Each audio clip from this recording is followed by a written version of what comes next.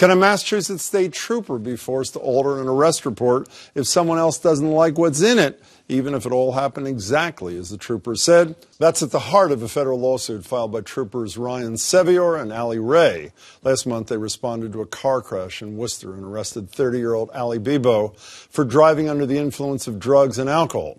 And according to their original arrest report, the troopers also found a bag with syringes, a spoon and plastic baggies, and said Bibo offered to perform sexual acts in exchange for leniency, then informed them her father was a judge. 2 days later, Trooper Sevior said he was ordered into work on his day off and told to delete these parts of the arrest report. Ray says she was also told to shred and redact reports, and both say they feared disciplinary action. They've since filed a federal lawsuit claiming conspiracy, defamation, and violation of constitutional rights. I'm joined now by their lawyer, Leonard Keston. Lenny, thanks so much for being here. You amended this complaint today. Is that just a technical thing? Is there anything more to it? No. Is there any dispute that it was Colonel McEwen, the former head of the state cops, who ordered this alteration? Is that disputed or no? All I know is what they've said publicly. I mean, we will find out. So you say there may be other people involved? There certainly were other people involved. Do you believe that those who did order it committed a crime? I know obviously you don't suing for that, but do you believe there's an issue that relevant DAs should be looking into as to whether or not criminal acts were committed by the top brass in directing that these changes be made? What happened was most certainly criminal, and I know the Attorney General is looking at it. That's their angle. That's at least one law enforcement agency. Do you know that that's their angle? I spoke to the Attorney General the other day. She was very closed-mouthed. She said she's looking into it, can't say anymore. Do you know that they're looking into possible criminal conduct on the part? That's the only thing the Attorney General does. You know, speaking of top brass, in one of the factual allegations in your complaint, which I was reading this afternoon, you said that the major that your client met with said that Secretary of Public Safety Bennett ordered the change. Do you believe he was involved in this thing too? I know what she said.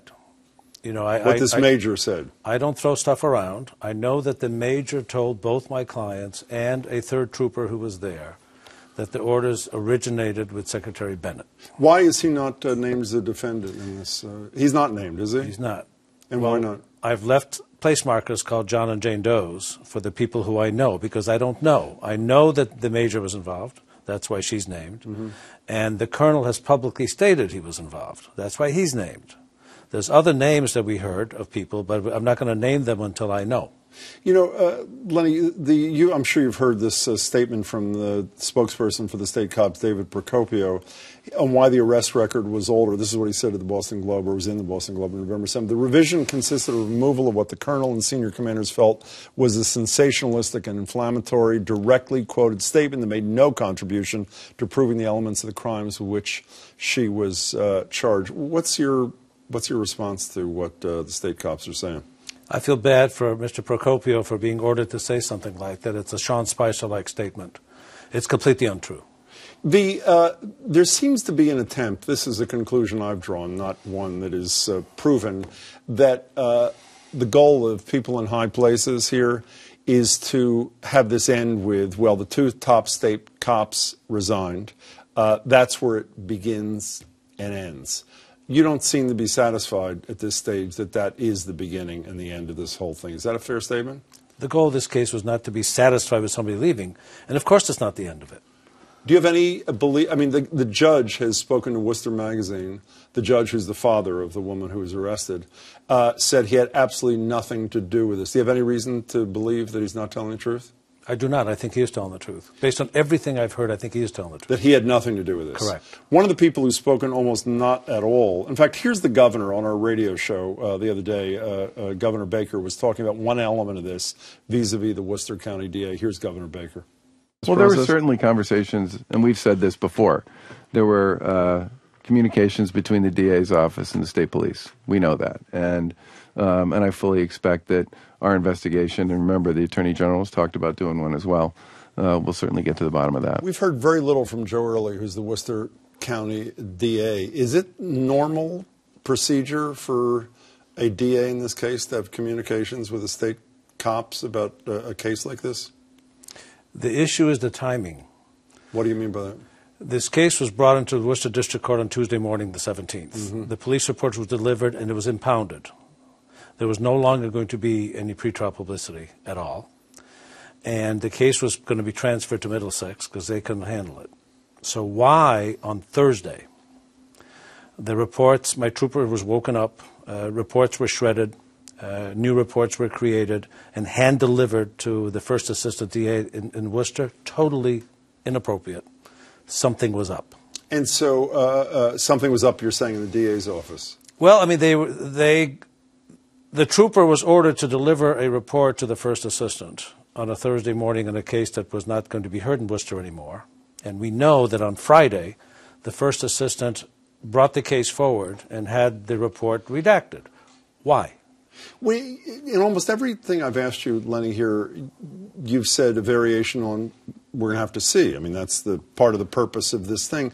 Why is the one thing that you seem to be emphatic about, and if I'm mischaracterizing it, obviously you'll let me know, that you think the judge himself had no involvement? Didn't the judge work in the Worcester County DA's office prior to being a judge? Why are you so convinced that he is the outlier here? He's the only one that may not have had some questionable involvement in this. What convinces you of that? Well, I know the initial reports on the website was that he did it.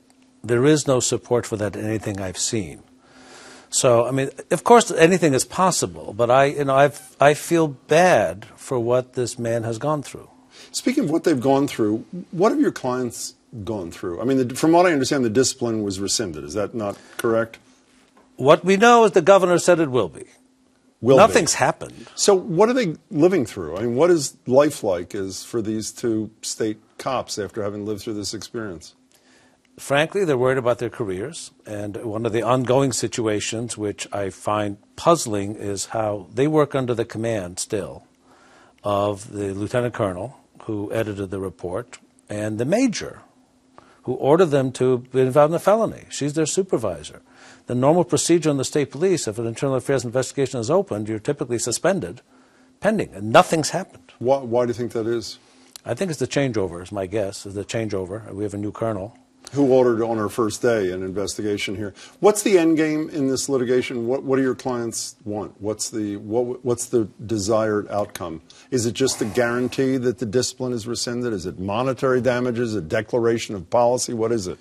What my clients have always wanted is, number one, they want to protect their careers. They have a target on their back. They stood up and spoke up against some very powerful people, many of whom are still in power. How do they have careers? Number one. Number two, as I've always said, I think the governor should give them an award for courage. Fair enough. Lenny Keston, keep it surprised. Very good to see you. Thank you for your time.